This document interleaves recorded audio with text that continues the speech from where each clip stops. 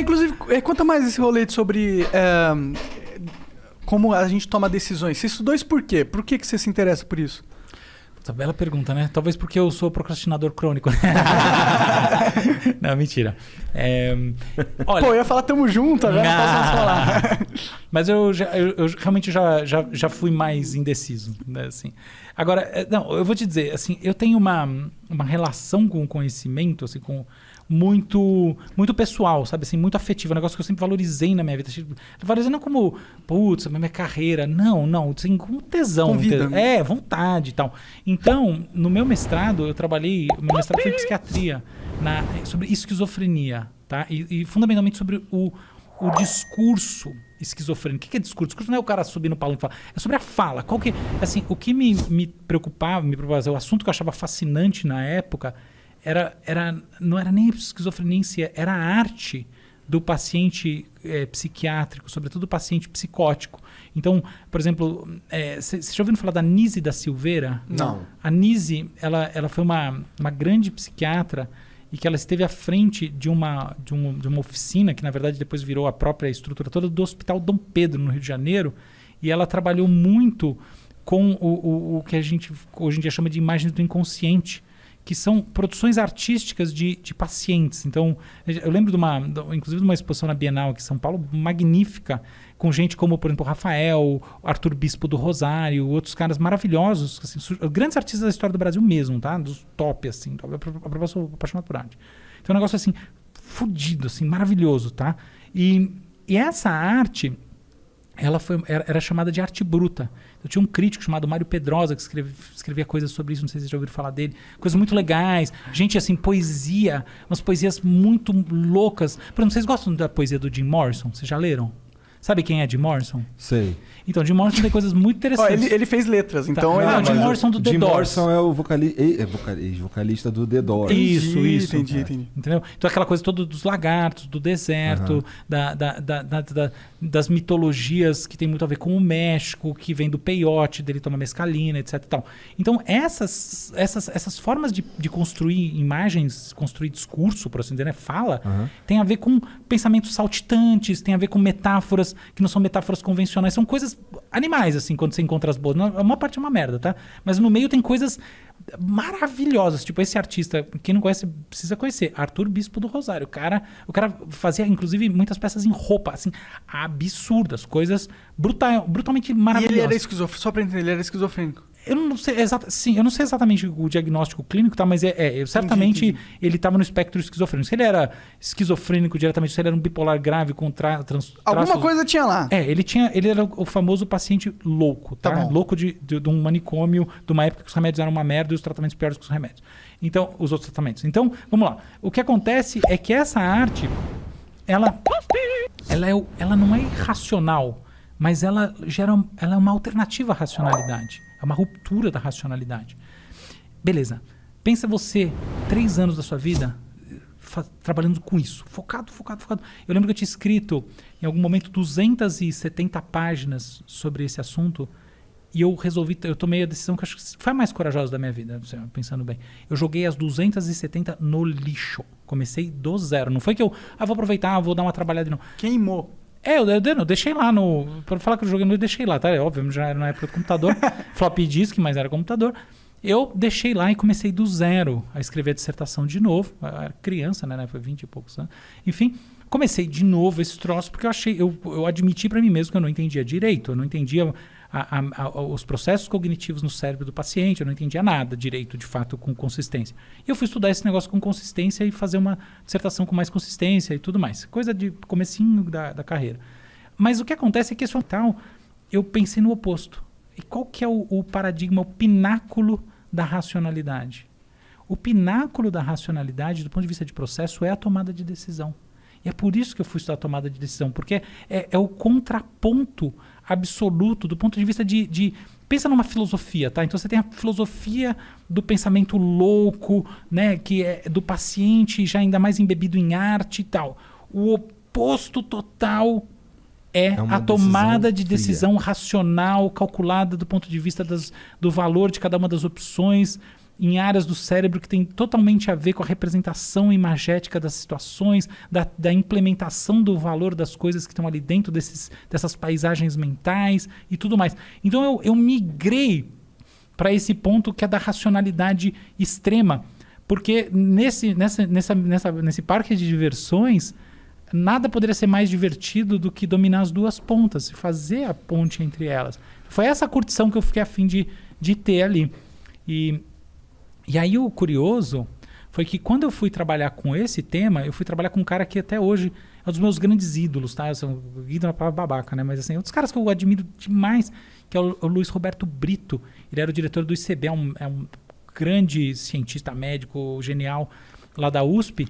E eu fiquei na USP o tempo todo, até o fim do pós-doc. E, enfim, ele é um cara que assim, me deu muita liberdade. Ele tinha um laboratório sério de neurociência. Ele tem, né? Ele é líder, né? Que ele tem. E ele era muito sério, assim, muito... O laboratório era um laboratório de visão molecular. Era um negócio assim, muito, muito bom, muito técnico. O programa era um programa absolutamente técnico e sério em neurociências. Então, nessa, eu entrei num lance de fazer neurociências de verdade ali. E foi ali que eu entrei em contato, por exemplo, com software, com programação, para programar experimento, tá? Então não foi um negócio de onde que surgia. Não, é assim, tipo, vamos criar paradigmas sérios. Isso faz muitos anos, tá? 2006, né? Nem tantos anos, um pouquinho, mas já faz um tempinho. Eu comecei o doutorado em 2006. 2006, isso aí. Então ali eu fui trabalhar com isso. E o engraçado foi que no meio do caminho, beleza, então eu passei por essa experiência toda. E quando de construção, de pensamento, de entender neurociências a sério, eu lembro que assim, eu estudei para a prova o Candelzão, que é um livro de mais de 1000 páginas de neurociência, eu decorei ele inteiro. Então assim, houve um momento da minha vida que eu soube realmente qualquer coisa de neurociências básica entre 40 aspas, qualquer área de neurociência sobre qualquer coisa, qualquer circuito, qualquer reação química do cérebro, eu sabia. Hoje eu esqueci uma parte, mas realmente eu levei isso a sério de verdade. E aí, naquele momento, eu me encontrei com o papo da loucura, por assim dizer, de novo.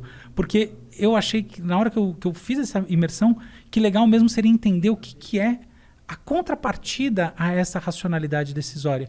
E o meu doutorado, ele apresenta uma nova tese, uma nova teoria sobre a intuição decisória e um conjunto de experimentos para provar a teoria, para tentar validar a teoria. É a única, que eu saiba, já criada no Brasil e é realmente uma das teorias que estão aí, sabe, nesse mercado de ideias sobre processo decisório.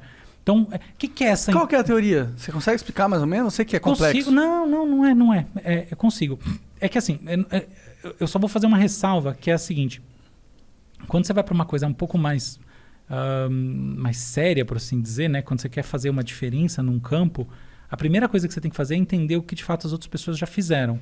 Então, a consequência disso é que a abrangência daquilo que você faz acaba sendo menor. Quando alguém fala assim, eu criei uma nova teoria da tomada de decisão, tenha certeza que é superficial. Ou esse sujeito tem 70 anos e uma trajetória e ele talvez ganhou um Nobel, vai ganhar, sei lá, ou é superficial. Tá? Então, é uma parte pequena que você pode acrescentar em alguma coisa e ainda ter alguma seriedade e relevância.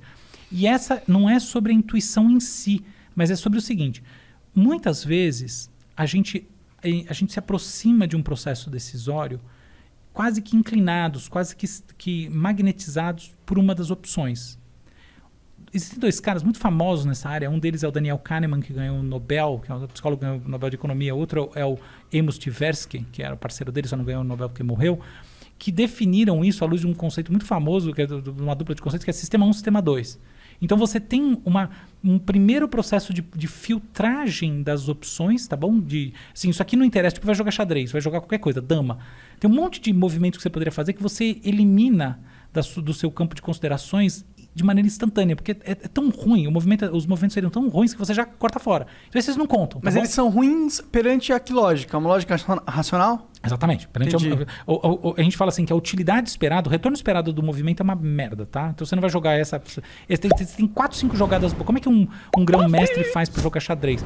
Se ele for considerar todas as jogadas a cada momento, você tem mais movimentos num tabuleiro de xadrez do que átomos no planeta, tá? Sim. Então, se ele for considerar tudo isso, obviamente dá overload no cérebro, impossível, não vai jogar nunca. Sim. Então, assim, 99% dos movimentos são desconsiderados de início. Inconscientemente. Inconscientemente.